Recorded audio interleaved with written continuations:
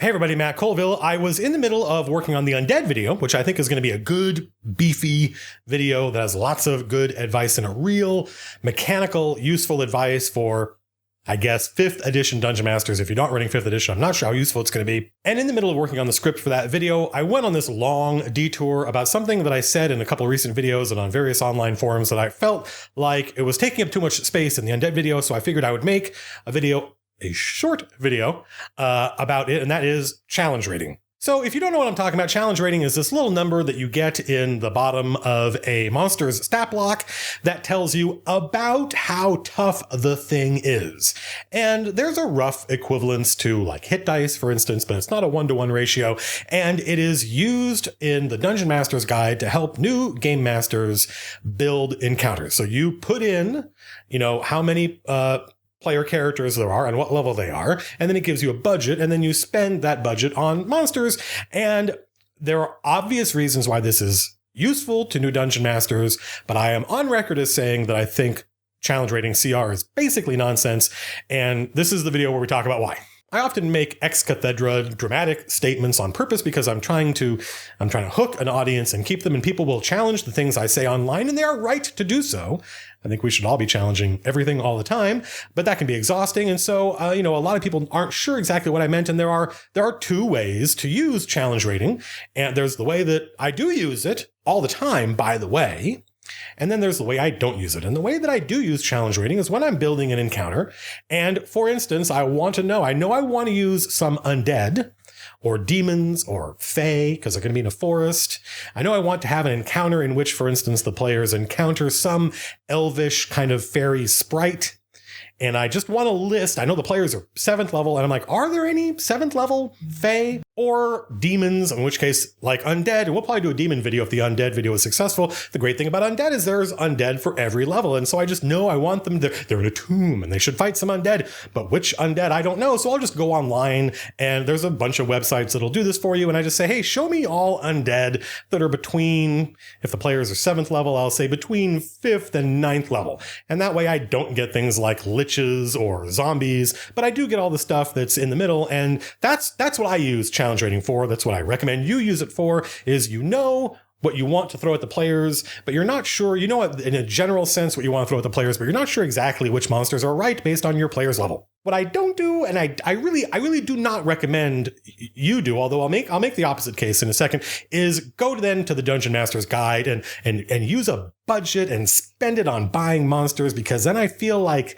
an accountant, which, if I were an accountant and I was getting paid for it, I'm sure I would enjoy that job. But that's not what I think making an adventure or prepping for D&D should be about. It should be fun. Making an adventure should be fun. Prepping D&D should be fun. And my career as a dungeon master breaks into certain stages, like anything does. And certainly in the year 2000, when 3rd edition D&D came out, I fell in love with it, just like I fall in love with every edition of Dungeons and Dragons. And part of the illusion of 3rd edition was its robustness. I don't think there's ever been a game, an RPG, that was as robustly designed as 3rd edition. And so my friends and I, who were dungeon masters, we all used all the rules all the time. They were all so reasonable and well thought out. And at the time, spending a budget on monsters made sense. And you had this feeling that I was doing it by the rules, that there was a right answer. If you've watched my channel, you know that I'm really suspicious of right answers when it comes to this stuff, that there was a right answer to the proper number and kind of monsters to throw at the party. And if I use this system, the challenge rating system, that I would get the right answer. And the problem I had was years of doing this.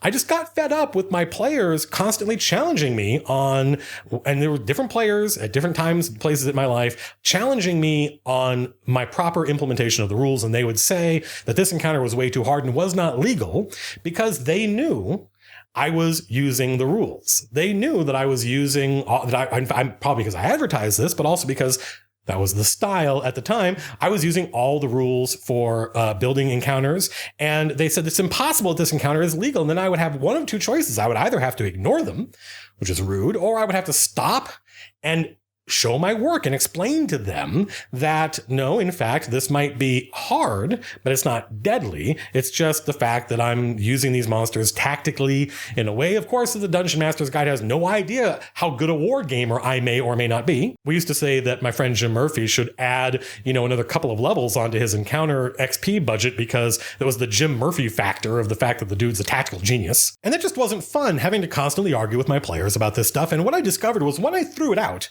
which coincided with 4th edition, by the way. So this is something I'm already an edition past using challenge rating. When I threw out the proper use of challenge rating, what I discovered was my players no longer had the illusion that the encounters were balanced. So they stopped complaining about it. Probably this also coincided with my attitude of making sure that if an encounter was really nasty, that the players had good intel on it, so they weren't walking into an ambush with no warning. That's not fun or dramatic. But the point is, I didn't really know the 4th edition monster system. I really liked the idea that to build an encounter in 4th edition, I should have a couple of frontline brutes in order to absorb damage. And I would want one controller to change the shape of the battlefield and make it difficult for the players to get into position. And I want some artillery guys to be firing at the heroes and peppering the spellcasters and making it so the brutes have someone to defend. And, this was a great system and I liked it a lot, but I didn't really worry about spending points to buy monsters, and my encounters were fun. I had a great time. I often, and if you've read any of my notes, I often just say, there's some skeletons here, or I'll say, there's a bunch of these and 1 or 2 of these and 1 of these guys. In my mind, I'm thinking these are the infantry, these are like the lieutenants, and this is the captain. But I'm not actually doing any math, and I'm waiting until the moment. I'm waiting until I'm actually grabbing minis to think about how many skeletons am I going to use compared to whites, compared to the one, I don't know what a good undead lieutenant is, a revenant or something. Or a cleric necromancer actually is a good bad guy, until the moment, because only then do I really have a sense or fine sense of how ready the player characters are. Are their characters well rested, or do they have good intel? And these are all decisions that in the moment go into how many minis I pick out of the mini box. And often I get all of the orcs I have, and I have them behind my screen, and I wait until the encounter starts to decide how many orcs am I going to deploy. And this is a sense I have developed over a long time. And there are people online who argue that you should play by the rules and use the challenge rating system in the Dungeon Master's Guide for a long time until you know it really well, and then you can throw it out. And that is the reason I'm recapitulating their argument, is because I want you to consider it, because that might be the right answer to you. But I would at least like you to consider not using CR at all, not having to learn that system in the first place, because while it will take a couple of encounters and maybe a couple of sessions before you start to develop a real sense for how much is too much to throw at your players, once you've gone through that process, I think you'll be much more empowered as a dungeon master. Now, I do a lot of math on the fly. I make quick calculations in my head, and we'll do another video on that. It'll be probably the dice video. I do quick calculations in my head about what are the odds of the players hitting these bad guys, and how many hit points do they have, and what are their special abilities, all of which is wrapped up and built into CR. But I find my own sense of that and doing it on the fly it's just more fun, which is the point of the game. So if you like doing that math, go right ahead and do it. But I don't think that the answers that you get out of a challenge rating system are actually any better than the stuff you probably would have come up with on your own, because the challenge rating system doesn't know a lot of stuff about your player characters or the exact situation they're in. Are they rested? Are they not rested? Are your players brash and ignore all the hints you give them?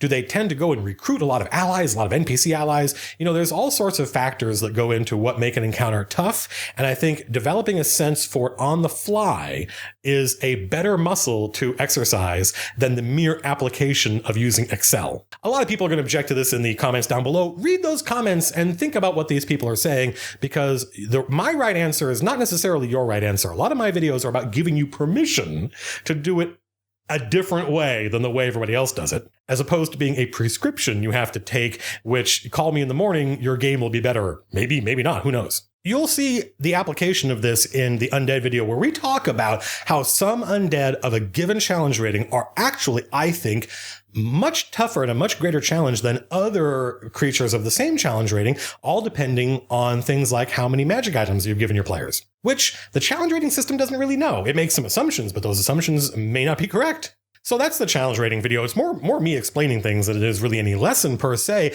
except that I am 100% behind using challenge ratings as kind of a temperature gauge that you slide your party's level along, and it tells you, oh, any undead between 76 degrees and 92 degrees is going to be okay for you. And that way you throw out all this stuff that, like, for me, I never remember, and this is the reason we're doing an undead video, I never remember the difference between a specter and a shadow and a wraith, even though they're all, and actually I forget which one of wraith and white is the corporeal one. I don't know. And one of the things that I'm learning in the research for this is that some things that used to be undead are now demons, and that's all. It changes from edition to edition, and that's the problem with having done this a lot, is I have a lot of wrong answers in my head, and the undead videos may be mostly for me figuring out what the right answers are. By all means, use the challenge rating system if you think it's useful, if it is to your tastes. If you like my friend Jim really enjoys building encounters by the book because he says it makes him feel like the guy on the cover of the original Unearthed Arcana, which I completely sympathize with. I've gone through that same process. If that is to your taste,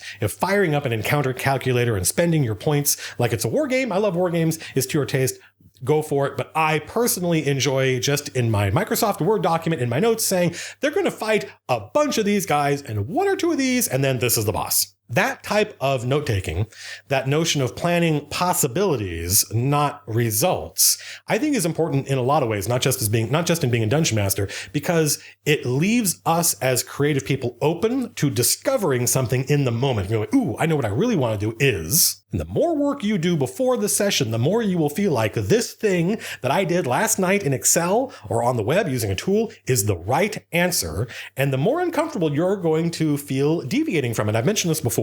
One of the things you learn if you take a forensic speech debate class is they tell you, do not memorize your speech, because if you memorize your speech, if you forget a sentence or a word or a paragraph, you freeze up, you freak out, and you have very little to do at that point except refer back to your notes and find out where did I lose my place, and then read ahead and okay, get it and pick it up. And that is not conducive to persuading an audience. The same thing is true being a dungeon master, is if you feel like I have the right answer here, then you're going to end up, if it turns out there's a problem, you're going to feel like you've got to go back to square one and recalculate everything in order for it to be fair.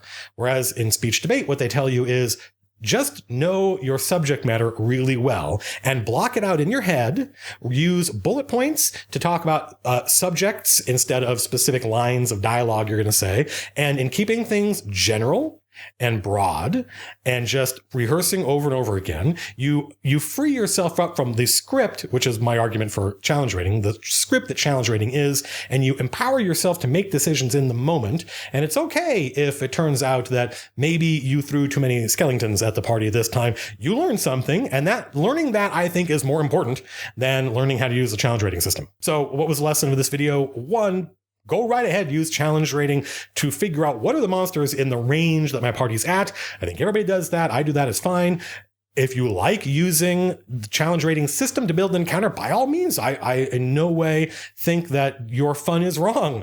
But I just encourage you, if you haven't thought about it, to throw it all out and wing it and see what happens. Because while you will certainly screw up a couple of times, isn't that true of everything? Isn't that how all learning works? And I think when you come out the other end of that process, which I don't think will take long, you will have better developed muscles that will serve you better as a dungeon master through the rest of your career. Because I think one of the things I like to preach here is that when you start doing this thing we call Dungeons and Dragons, it's a hobby for life. And the lessons you learn next Thursday night are going to pay off in the year 2027. That's it. That's the challenge rating episode. No ad here for my books at the end. Just go forth and in whatever manner you find the most fun, entertaining, and useful, challenge your players. Peace out.